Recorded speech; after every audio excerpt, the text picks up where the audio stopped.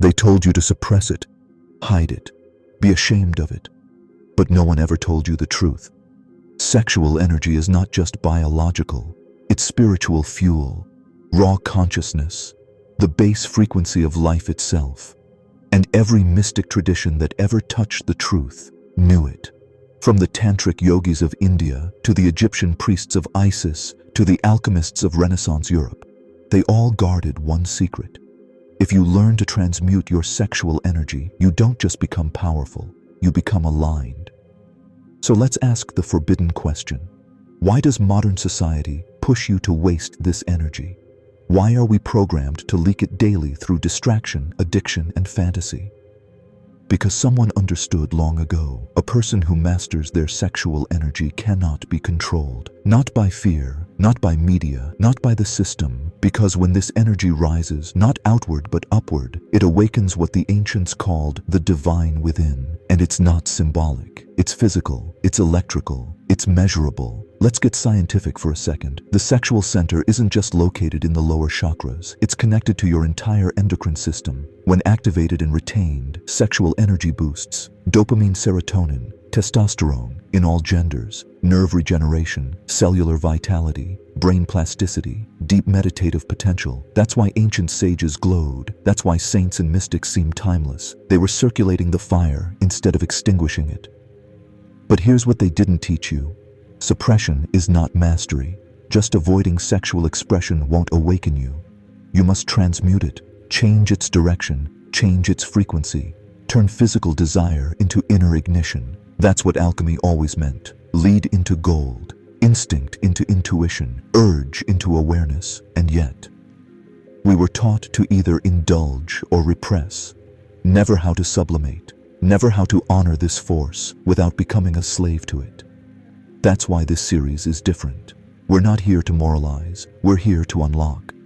Because when you master this energy, you don't just feel different, you become different. So ask yourself, what if everything you've been taught about sexual energy was designed to keep you weak? And what if the greatest power in the universe has been hiding in you all along, waiting for you to rise?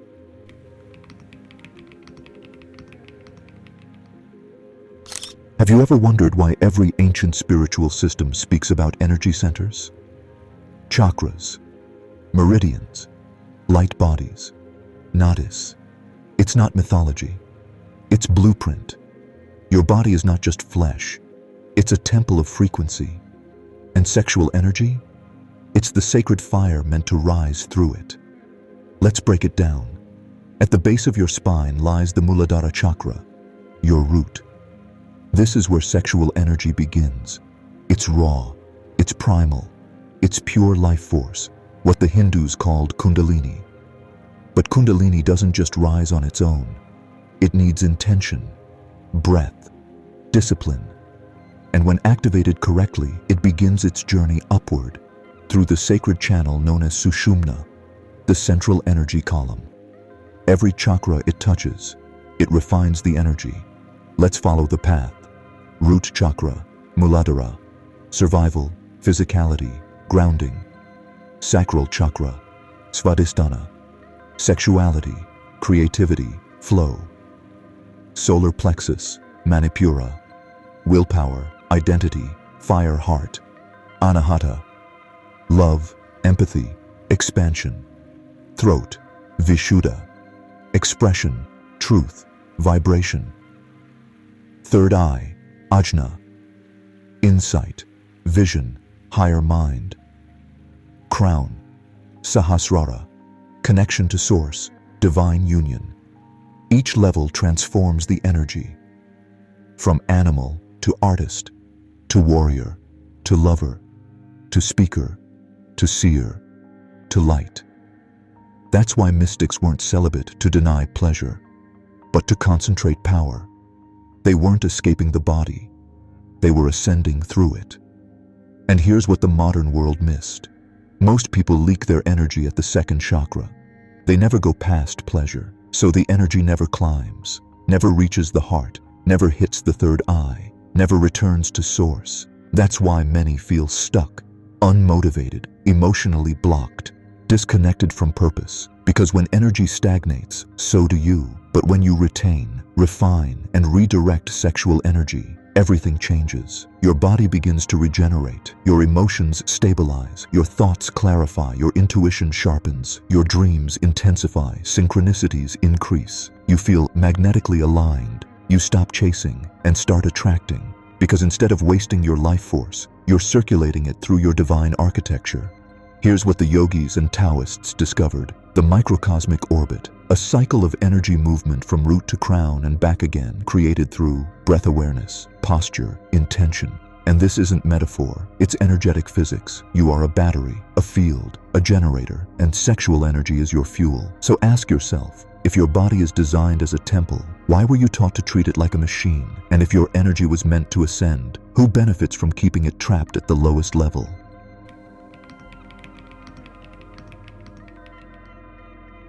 Now that you understand the system, let's talk about the how. How do you take this primal force and raise it into purpose, clarity, power? Because knowing is not enough. Transmutation only happens through practice. Technique 1. Breath retention, pranayama. Your breath is the bridge. Sexual energy is a wave, and breath decides where it flows. Here's a basic method. Sit upright with spine straight. Inhale deeply through your nose. Tighten your pelvic floor, mula bandha. Hold the breath while visualizing energy rising up the spine. Exhale slowly through the mouth or nose. Repeat 10-20 times. This simple exercise draws energy from the root and trains your body to circulate it upward. Done consistently, it reprograms your nervous system to store, not spill. Technique 2. Cold showers plus mindful body control. Cold water shocks the system and forces the body to reclaim and recenter energy. When practiced daily, it disciplines the nervous system, strengthens willpower, reduces compulsive desire, grounds you in your body, clears fog from the mind. Pair this with conscious body awareness, where you remain fully present during urges without reacting blindly. This builds mastery. Technique 3. The microcosmic orbit. Taoist monks knew this secret. Sexual energy can be recycled. Through meditation and internal visualization, you move the energy up the spine, Du channel, over the head and down the front, Ren channel back into the belly. Here's how. Sit comfortably, tongue touching roof of mouth. Breathe into your lower abdomen. Visualize energy rising from base to crown. Feel it descend over the front. Loop it again and again. This strengthens your internal circuitry and removes blockages. You become a closed energy circuit instead of leaking vital life force. Technique 4. Sublimation through creation. Sexual energy equals creative energy. Artists, poets, visionaries, they transmute their desire into expression. Next time you feel the buildup, don't suppress, don't release. Create, draw, dance, write, sing, build. Channel that energy into the world and watch it return tenfold. Technique 5. Sacred abstinence plus intentional touch. Abstinence without purpose equals repression, but intentional abstinence equals power. It's not about forever, it's about building a charge like a battery. So when intimacy happens, it's infused with awareness. Learn to redirect arousal inward. Feel it spread through your whole being, not toward climax, but toward expansion. This turns the body into a temple and sex into a ritual. And here's the truth. These techniques aren't about denying pleasure. They're about learning to direct pleasure toward a higher frequency. You don't lose joy, you refine it. You don't lose desire, you master it. Because once you understand this, sexual energy is just sacred energy in disguise. And what you do with it defines who you become. If this knowledge stirred something inside you, subscribe now and hit the bell icon. We're only scratching the surface, and you won't want to miss what's coming next.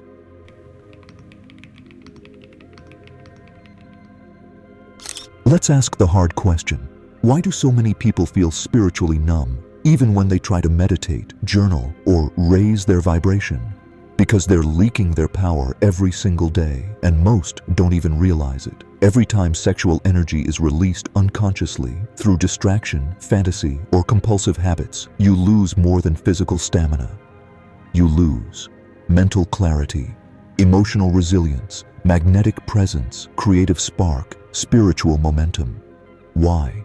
because you're giving away your core frequency. This energy isn't just libido, it's life force currency, and when it drains without direction, you become energetically bankrupt.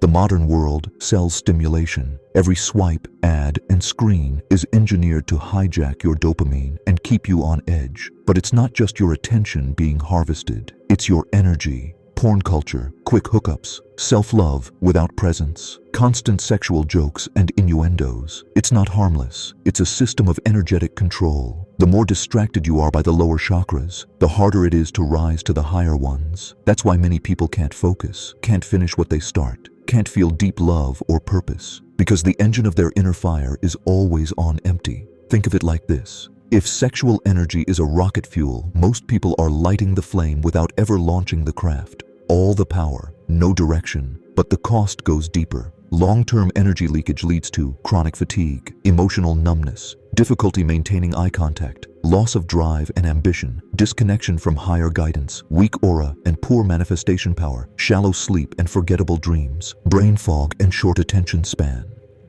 This isn't just theory. Ancient sages warned, he who spills the seed carelessly also spills his destiny. That's why spiritual mastery begins not with control of the world, but with control of yourself.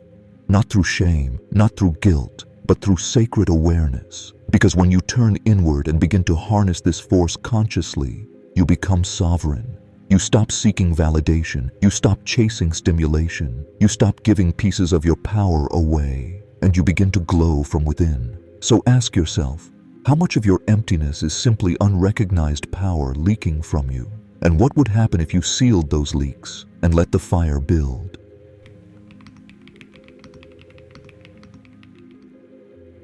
So, what really happens when you stop leaking and start transmuting? It's not just spiritual metaphor, it's not placebo, it's transformation at every level. Let's start with the brain. Neurological activation. When sexual energy is retained and transmuted, your brain chemistry shifts. Dopamine regulation returns to baseline, serotonin increases, reducing anxiety. Prefrontal cortex becomes more active, enhancing clarity. Hippocampus strengthens, improving memory. Pineal gland reactivates, enhancing dreams and intuition. This is why ancient mystics reported sharper minds, lucid visions, and spiritual downloads after practicing energy retention. They weren't escaping the body, they were rewiring it. Energetic expansion, the aura effect. Your aura is not metaphor. It's a measurable electromagnetic field. When your sexual energy is stored and elevated, it charges this field. People start to feel you before you speak. Animals respond to you differently. Strangers sense your presence. It's not charisma, it's coherence. The field becomes dense, magnetic, luminous. This is how spiritual leaders influence without trying. Their energy does the speaking. Emotional equilibrium. Most emotional chaos comes from energetic instability. When energy is stuck in the lower chakras, you swing between highs and lows. Transmutation stabilizes the current. It clears guilt, shame, confusion, overthinking. Your nervous system slows down. Your breath deepens. You feel more centered, more sovereign. You don't react, you respond. From presence, not pattern. Psychic activation and spiritual downloads. This is where it gets mystical. As energy rises into the upper chakras, you begin to experience synchronicities that guide your path, vivid dreams with symbols and insights, déjà vu moments with hidden meaning, inner knowing that bypasses logic, visions during meditation or prayer, connection to non-physical beings or guides. You don't become supernatural. You just return to your natural state. The one society told you didn't exist. Inner fire plus manifestation magnetism. With energy contained and refined, your solar plexus chakra, Manipura, lights up. This is your will center. When charged, it acts like a magnet. Your words gain power. Your intentions become blueprints. Your emotions fuel your focus. Your reality begins to shift. You no longer hope. You know. You stop chasing what's meant for you and start attracting it because you've become coherent, aligned, focused. And here's the secret. None of this is exclusive. It's your birthright. But it requires discipline. It requires self-respect. It requires walking a path few dare to, because true transmutation isn't about control. It's about devotion. Devotion to your higher self. Devotion to your purpose. Devotion to what you came here to become. So ask yourself, if the body is a generator, what could you power if you finally stopped wasting the current?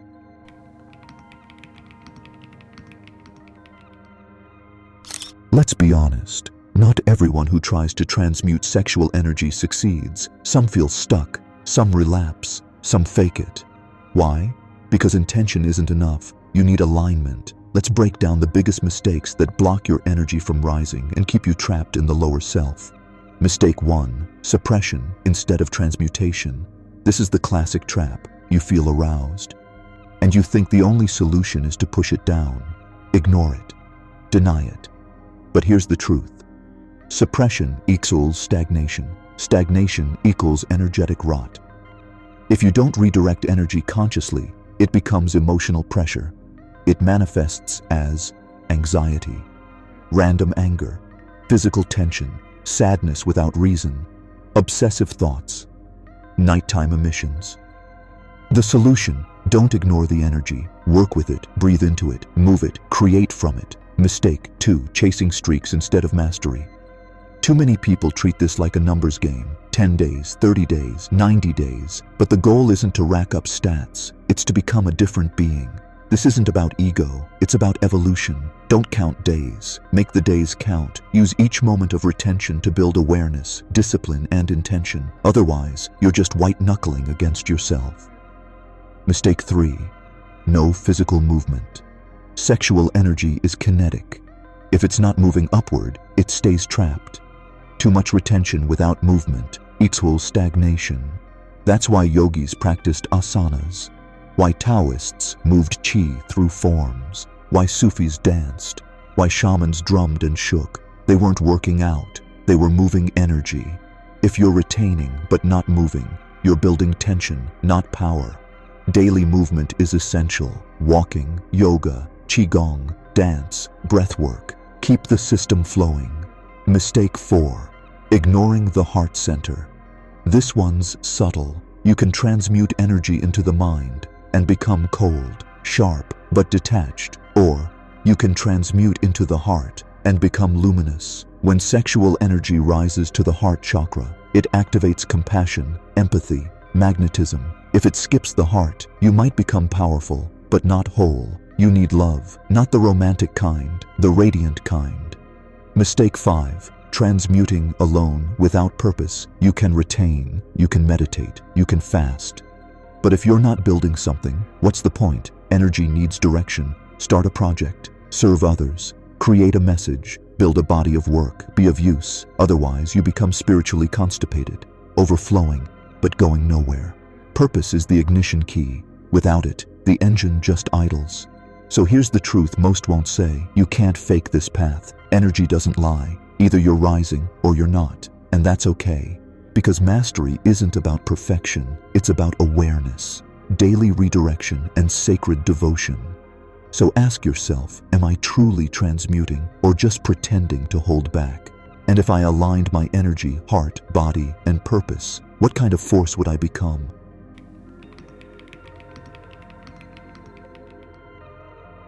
Let's step back in time. Before religions, before dogma, before the truth was filtered through fear. The earliest spiritual systems didn't hide sexual energy. They worshipped it. Why? Because they understood it wasn't about lust. It was about ascension. Egyptian temples and sexual alchemy. In ancient Kemet, Egypt, sexual union wasn't sin. It was sacred ceremony. Priests and priestesses used sexual rituals to awaken the Ka, spirit body, to activate the Merkaba, light vehicle, and connect with Neteru, divine intelligences. They saw sex as cosmic technology. Two polarities, merging, becoming one, to reach the infinite. This wasn't just fertility, it was frequency, and it was hidden once conquest arrived. Tantric yogis and Kundalini ascent. The ancient yogis of India knew the serpent force, Kundalini, rested at the base of the spine. Through brahmacharya, conscious celibacy, bandhas, energy locks, and tantric union, they could ignite this force and send it rising, awakening divine awareness. Tantra was never about sex play. It was about transmutation. Energy turned into divine consciousness. That's why tantric adepts lived long, radiated power, and often gained siddhis, spiritual abilities. Christian mystics and the sacred fire. Even within Christianity, the clues remain. Saint Teresa of Avila wrote about the ecstasy that lifted her soul into divine union, described in terms strangely similar to energetic climax. The early Gnostics believed in Sophia, divine feminine wisdom, and warned that carnal acts without spirit weakened the soul's journey. And Christ himself, some believe he mastered his inner fire, turning passion into purpose, transcending base instincts to embody the logos, the divine word. But later, these teachings were altered. The church buried esoteric texts, replaced wisdom with shame, and control replaced connection. Sufis, Taoists, shamans, all knew the secret. Sufis whirled to move energy from root to crown. Taoists mapped energy meridians, channeling sexual essence, Jing, into Shen, spirit. Shamans used breath, rhythm, and trance to merge polarities within, not just to heal, but to journey between realms. Across cultures, across time, they knew sexual energy is a ladder. You can descend into chaos or ascend into God. But why did this knowledge vanish? Because people who master their energy can't be controlled, can't be bought, can't be broken. They're sovereign, unshakable, lit from within. So systems of power erased this path, replaced it with fear, guilt, taboo. Taught that pleasure is evil, that the body is dirty, that desire is sin, all to cut the cord between your humanity and divinity. But truth doesn't die, it waits, and now it's rising again. The same codes, the same energy, the same inner fire, awakening inside you. So ask yourself, what would happen if you walked the same path the mystics did, but this time fully aware of the fire you carry within?